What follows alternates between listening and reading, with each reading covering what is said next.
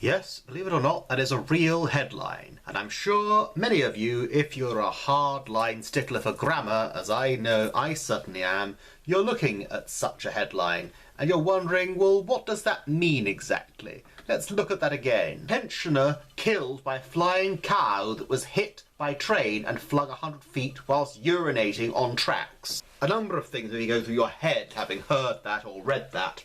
The first one, well, on a personal level, if you've just watched me today, is what an introduction. I can't believe I'm watching this person. And if you have been with me for a while, if you're one of the 2.5 people who actually watch my videos, then you may recognise this as the second story I've done about cows.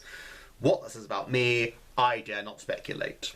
But the other more important thing about it, given the grammar, as aforesaid, is, was it the cow that was urinating on the tracks, or was it the pensioner? Surely it had to be the cow. Surely some careless person just hadn't put fences around that track and the cow just ambled up and was peeing away, and some unfortunate passerby got flattened by the creature as it flew through the air.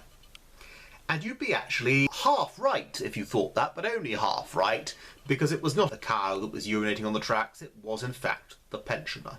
Well, after discovering this, I just had to turn the camera on. I mean, this thing came up about a week ago, but I just had to share it with you now.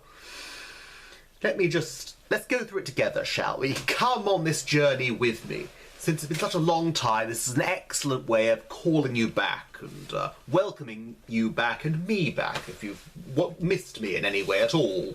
A pensioner who was urinating on a set of train tracks was killed by a flying cow that was flung 100 feet after being hit by the train. Now, it's just as well they filled us in on the second half of that sentence, because if they'd not, you'd be led into believing that the cow in fact could fly of its own volition, and I'm glad that that at least was clarified. Express trains travel up to 100 miles per hour in the region of Alwar in India. Suddenly that made a bit of sense, but not a lot of sense. It is a fact, of course, that cows are treated with deference in parts of India. Indeed, the Hindus regard them as sacred animals. They never eat beef or anything of that kind. Indeed, many of them are vegetarians. But you'd think that fences would be erected around them by now. But then another thing strikes me there. You see, the trains... Well, I'll go on. Then you read it again, you think, only 100 miles per hour? But then you remember it's India, so of course. On these tracks, cows are known to wander, with reports claiming that a whopping 26,180 cows have been hit by trains from 2022 to 2023. What a waste of milk. It has now been reported that one of these incidents has also taken a human life. And now suddenly people are concerned about this. You know, you'd think if cows were indeed sacred in large parts of India, that they'd want to get this thing sorted out sooner if such a large number of the cattle populace was dying out. If you believe in reincarnation, it could be somebody's mother. But that had more to do with something else that I showed you, the last cow-related incident I showed you. That's for another time. Well, I've told you it before. You can go and see the link to it. Shivdayal Sharma, not sure whether I pronounced that incorrectly, I'm sure Sharma is correct, aged 82, was relieving himself on a track when a cow was flung 100 feet in the air after being hit by an express train which was about 30 metres away from him. Now again, there's a problem with that. One is, why are they mixing the imperial with the metric? 100 feet, that's, you know, in the imperial system, and then 30 metres with the metric.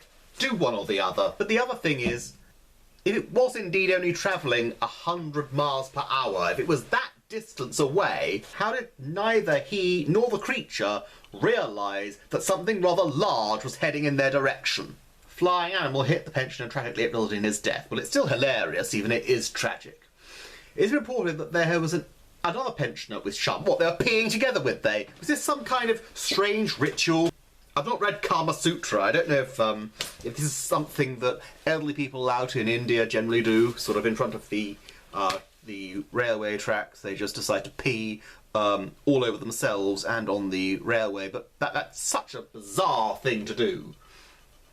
So it takes on a different role as well, depending on whether it was a male or female pensioner that was with him at the time. Was it his wife?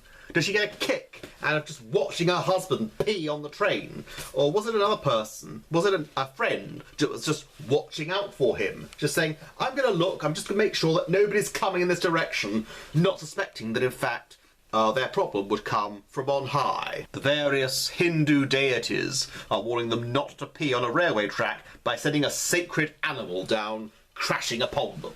This is so ridiculous. Yeah, the other pensioner escaped unharmed. According to India Today, Sharma worked as an electrician for the Indian Railways before retiring 23 years ago. So he worked for all that length of time for the railways and just didn't realise that doing this on a railway track was dangerous, even if the cow hadn't been there. You know, when I was very young, one of the last books that Roald Dahl ever wrote before he died actually was circulated. It was given out by British Rail, I think. And it was a railway. We know we've all had road safety books and guides when we were at school. This one was a railway safety thing. And it was interesting. He did it in a humorous way, illustrated by Quentin Blake, as many of his books were.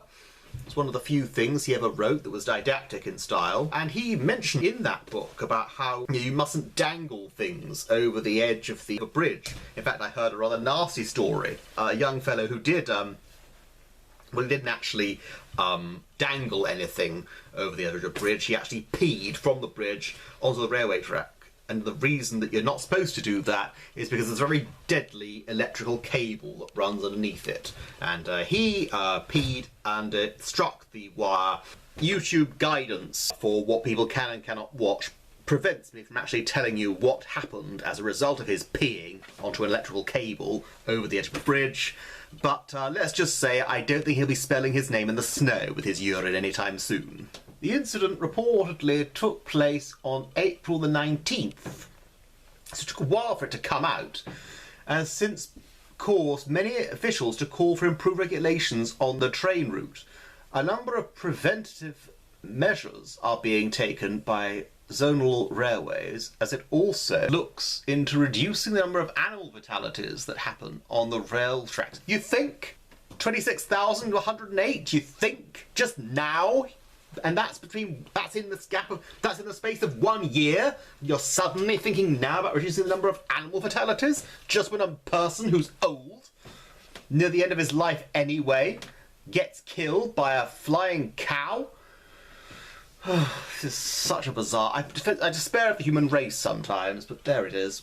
Railway Minister Ashwini Vaishnaw, again not sure if I pronounced that correctly, has announced that measures such as cleaning of garbage and removal of wild vegetation have started in hopes of keeping the cows away. That's something, that's reasonable I suppose.